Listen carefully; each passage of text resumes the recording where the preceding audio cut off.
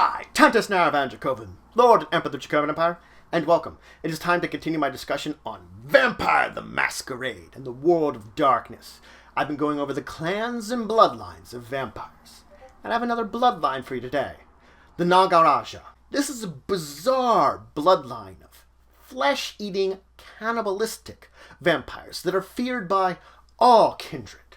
They have the disciplines of Auspex and Dominate, and depending on their condition, Necromancy or Nihilistic. Now they are said to descend from mazers of the Chakravanti tradition that were seeking to create their own bloodline of vampires by experimenting on vampire blood.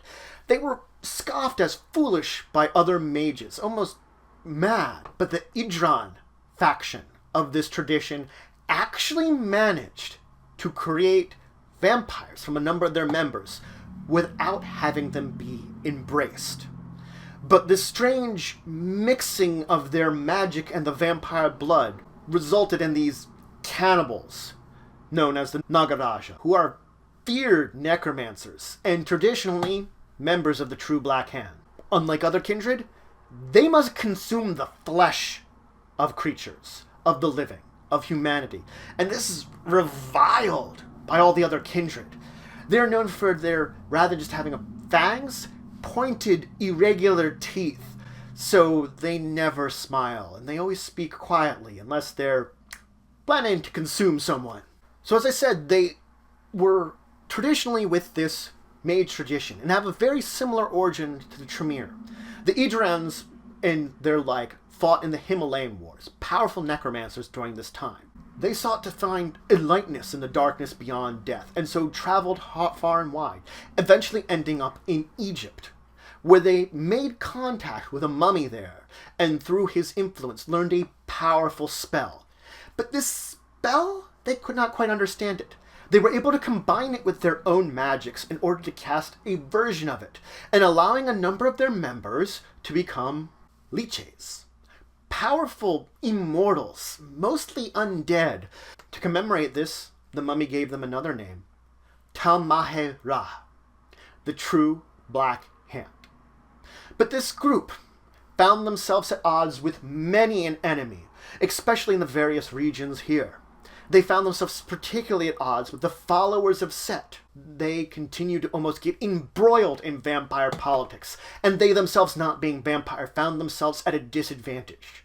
So they decided they needed a vampire guardian, bloodline of their own. They were easily able to collect blood from the Setis, those that they had fought against and defeated some members of. They called upon the gods to destroy the impurities in it, the impurities within the blood.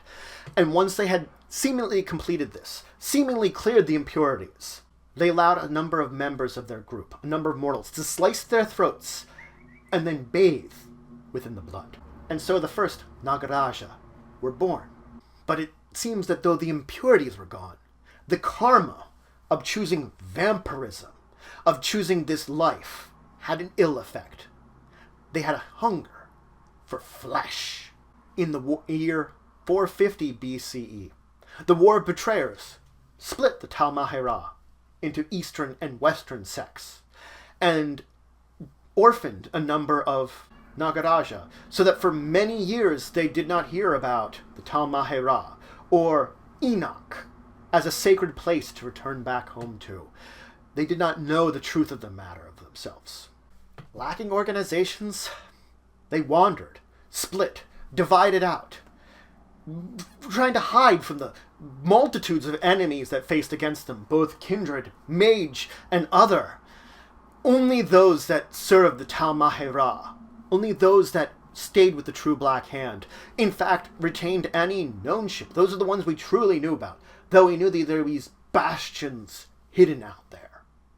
During the Renaissance, the third great maelstrom hit Enoch, one of the great storms within the Shadowlands, the realm of the dead, and scattered the Nagaraja that were there.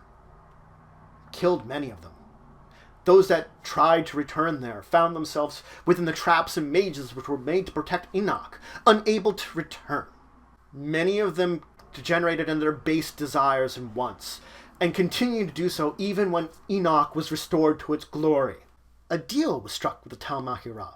These outcasts could continue to be safe from them, safe from repercussions on what they have now done. But they must tell their children, those that they sire, of the Tal'mahe'ra and of Enoch, the place that they would have there, should they choose to come and serve and journey there, of who truly created them and gave them birth. Now in the final nights, the catastrophic war in the underworld, which basically destroyed the true Black Hand, the Tal'mahe'ra, were driven. Most of them were driven from the lands of the dead. Most of them left this land, returned to the realm of the living. They were driven from this world that they knew. And with it, the minimum organization they knew disappeared. They were broken apart. They have now kind of gone to their own fates, their own desires, split up and spread across the world. There are still some bastions of group. It is said a group of them have found safety in Korea under the Green Court. As long as they do not sire any child, they remain safe there. Still some remain. It is said that a few dozen of them still remain powerful across the world, gathering to practice their death sorcery in secret, creeping along on the peripheries of vampire society. Now there is a great divide between those that stayed with Tal'mahe'ra and those that were within the normal lands. Those that went to the Shadowlands could go upon the path of enlightenment, could find themselves in better position, while those that were in the world faced degeneration, faced loss of humanity constantly, going more down to their base and bestial instincts. Now, because they were originally created to fight the followers of Set, they despise that clan to no end. Many of them will fly into a rage and instantly attack the followers of Set if they should see one. They require great amounts of self-control in order to maintain themselves when around these particular vampires, and to keep things civil, though tensions are always high. Now, it is important to note that they are masters of necromancy, and many of them practice powerful thaumaturgic and necromantic rituals in their secret lairs, practicing their arts, developing to be greater. A legacy of the mummy, which gave the original spell. Now, as I said, the Nagaraja need to consume flesh. And of course, they call this viscous. They say that it is more than just consuming the flesh. They're actually consuming a portion of the soul of those they devour. And they're using the physical shell in order to gather this. There are rumors that, especially amongst those out in the world, that their separation from Enoch is what causes the hunger. But those of Enoch know that this is a lie just to help encourage those of the outside world to travel there. Now, when they embrace someone that is well-versed in death, well knowledgeable, even obsessed with it. Not obsessed to the degree that they would harm themselves or others. Usually people like doctors, surgeons, morticians. They oftentimes look to people that are of older age, at least middle age, if not old age. Traditionally, they are well-educated and oftentimes have some kind of medical knowledge. Beyond that, it is hard to say a lot about them, at least standardized, because there are so few numbers of them currently. We can't look to a large amount of them to know a lot. It is important to note that no Nagaraja of below 6th generation is known to exist. That is the oldest, and those are members that have existed within Enoch. Though, of course, now it is hard to say how many have survived and where they have ended up. Now, they must eat flesh, along with blood. And this flesh must be from a fresh corpse. It doesn't necessarily need to be a living corpse, a living person. It could be someone dead or alive. Neither make a difference. It is important to note that many of them have learned spells and rituals, basically based upon necromancy, in order to preserve corpses longer and allow them to feed perhaps even over courses of weeks. Every night that they don't devour effectively a blood point worth of flesh, they lose a die to all their physical rolls. Of course, as soon as they partake in that blood point worth of flesh, they refresh themselves. They return those physical stats to themselves. Many Nagaraja will have stores of corpses that they have preserved in order to allow themselves to feed for a period of time without having to worry about finding a new corpse or victim to make into a corpse. This weakness does not allow them to eat regular food or drink. Only allows them to consume flesh and blood at the same time. So, since the catastrophe within the underworld, they have been broken. There is no actual organization. It's all for themselves. Each individual is their own, and contact with each other is rare, if ever. The sect that moved to Korea is kind of an anomaly because they kept together in doing this. There are really far too few of them to have an extensive bloodline structure anyway. And should they ever meet each other, they tend to stay away from each other.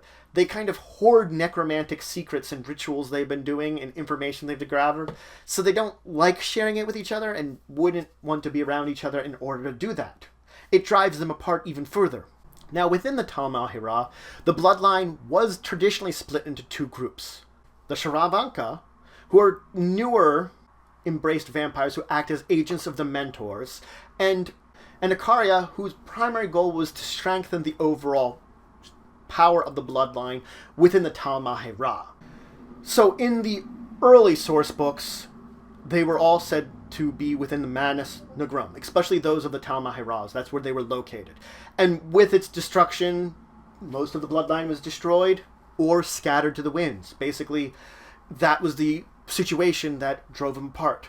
When we come to the 20th anniversary, though, we begin to see a few changes. Now they're treated more as independent, hiding in Camarilla and Sabat cities, taking care of wraiths that are troublesome, kind of removing them to form themselves a loose part of the society. The Indian flavor that was more exclusively in the early days has now been spread out to be more of a Southwest Asia to North African, to mint the hints of when they traveled to Egypt and across this area. So they do have a more spread out flavor to their entire bloodline, tying them more to Enoch rather than India. Though, as of the V20 book, The Black Hand, A Guide to Tal'mahe'ra, it works under the assumption that Magnus Nagiraum still exists, that it survived rather than being destroyed, never having gone to war with the residents of the underworld. It is assumed that the majority of the bloodline still exists within there then, and functions with them, with a few independents back in the mortal realm.